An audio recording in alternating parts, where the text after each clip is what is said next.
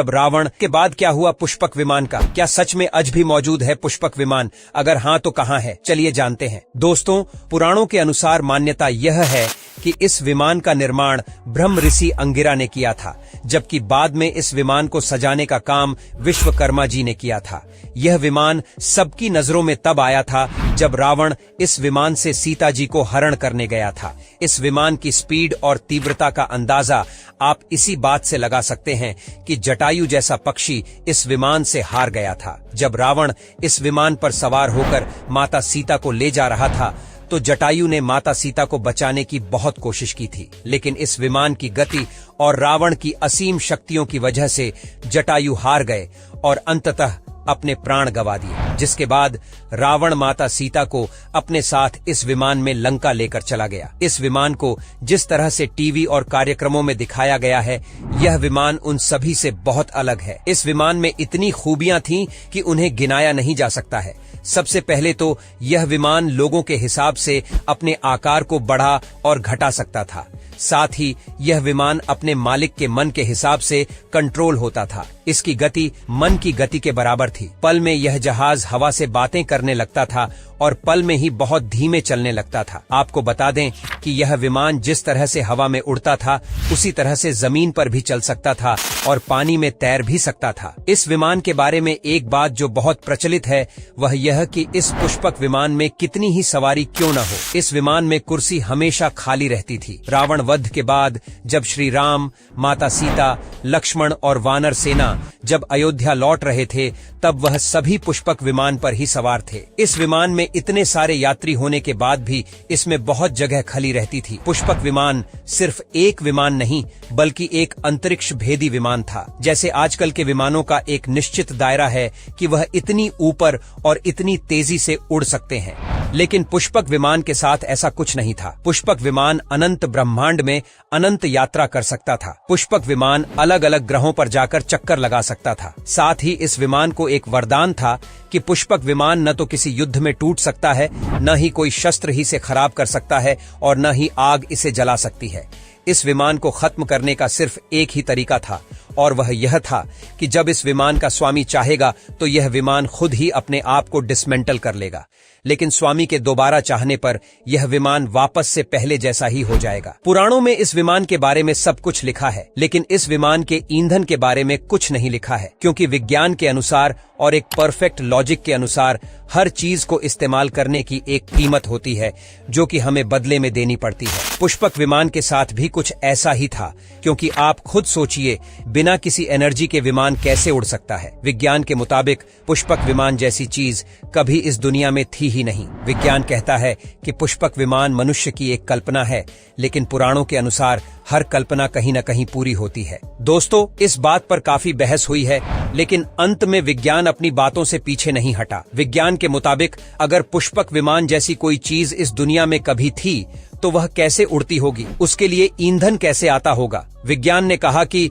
चलो मान लिया कि उसे मन से कंट्रोल किया जा सकता था और मन एक स्टीयरिंग की तरह काम करता था, लेकिन उस पुष्पक विमान को उड़ने के लिए किसी ईंधन या फिर किसी और शक्ति की जरूरत होती होगी। लेकिन ईंधन की बात को अभी तक न तो किसी ने बताया है और न ही सिद्ध किया है, इसलिए विज्ञान बार बार कहता है कि यह सब काल्पनिक है। हालांकि पुष्पक विमान के ईंधन के बारे में कुछ पौराणिक कथाओं के हिसाब से यह कहा जाता है कि विमान में ईंधन की व्यवस्था के लिए रावण की लंका में सूरजमुखी के पौधे से एक खास किस्म का तेल निकाला जाता था जो कि विमान में ईंधन का काम करता था। पुष्पक विमान के सभी हिस्से एक विशेष धातु से बने थे, लेकिन जब इस विमान को रावण ने कुबेर जी से छीन लिया तब रावण ने इस विमान के ऊपर भी सोने की परत चढ़वा दी। बता दें, पुष्पक विमान हर धातु के लिए एकदम परफेक्ट था और सोने की परत चढ़ने के बाद यह विमान और भी ज्यादा आकर्षक हो गया था। रामायण, अन्य कथाओं और टीवी में दिखाया गया है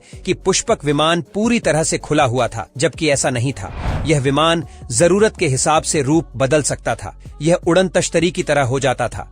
बारिश में यह विमान पूरी, भीतर से बंद हो जाता था ताकि इसमें बैठने वाले व्यक्ति को किसी तरह की तकलीफ न हो। श्री रामचरितमानस के सुंदरकांड के 7वें अध्याय में पुष्पक विमान के बारे में जानकारी दी गई है। बताया गया है कि पुष्पक विमान की आकृति मोर के समान थी। इसका आकार बढ़ाया जा सकता था। एक प्राइवेट जेट की तरह इसके अंदर सभी आरामदायक सुविधाएं उपलब्ध थीं। इसके अंदर कई कुर्सियां थीं। रावण जिस कुर्सी पर बैठता था वह बहुमूल्य नीलम पत्थर की बनी हुई थी। यह विमान पूरी तरह से वातानुकूलित था, तो पुष्पक विमान को उड़ाना हर किसी के बस की बात नहीं थी, क्योंकि इस विमान को एक्टिव करने के लिए कुछ बहुत कठिन कार्य करना पड़ता था। असल में पुष्पक विमान मंत्रों के जरिए सिद्ध था, इसलिए जो भी विमान को उड़ाना चाहता था उसे पहले उन मंत्रों का जाप करना पड़ता था, और जब सारे मंत्र एकदम सही होते थे तभी यह विमान जमीन से हल्का सा ऊपर उठकर अपने स्वामी के पास अपने आप आ जाता था। देखा जाए तो ये मंत्र एक तरह से चाबी का काम करते थे। सही मंत्र पढ़ो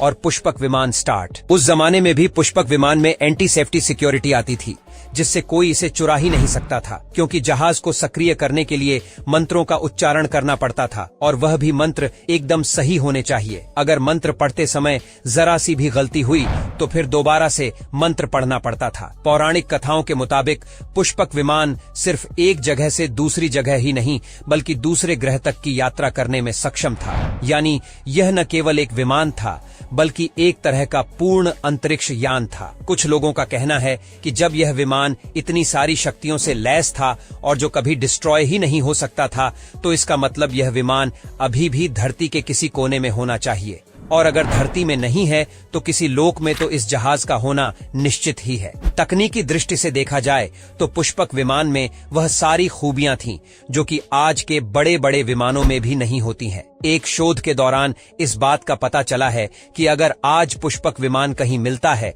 या फिर उसके जैसा कोई दूसरा विमान बनाया जाता है तो मात्र उसके उड़ने से विद्युत चुंबकीय प्रभाव के कारण बिजली और संचार जैसी व्यवस्था ठप हो जाएगी, क्योंकि जिस स्पीड से पुष्पक विमान उड़ता था उसका कोई तोड़ नहीं था। इंसान का मन भी पुष्पक विमान की गति के आगे कुछ नहीं था। श्रीलंका के श्री रामायण रिसर्च कमेटी के एक रिसर्च के अनुसार इस बात को बताया गया कि रावण ने इस विमान को रखने के लिए 4 हवाई अड्डे बनवाए थे। इन चारों के नाम ओसान, घोड़ा, गुरुपोथा, तोतो, पोला कंडा और वरिया पोला थे। बहुत जांच और खोजबीन करने पर उस घोड़ा नाम का हवाई अड्डा तो लंका के पीछे मिला था, लेकिन बाकी बचे 3 हवाई अड्डों का कोई अता पता नहीं है। सलाहकारों के मुताबिक इन्हीं 3 में से किसी एक हवाई अड्डे में आज भी यह विमान सुरक्षित खड़ा है, लेकिन कुछ लोगों का यह भी कहना था कि जब लंका जलाई गई थी तो यह हवाई अड्डे भी जलकर राख हो गए थे। आपको बता दें कि अगर ऐसा होता तो इस बारे में कोई न कोई लेख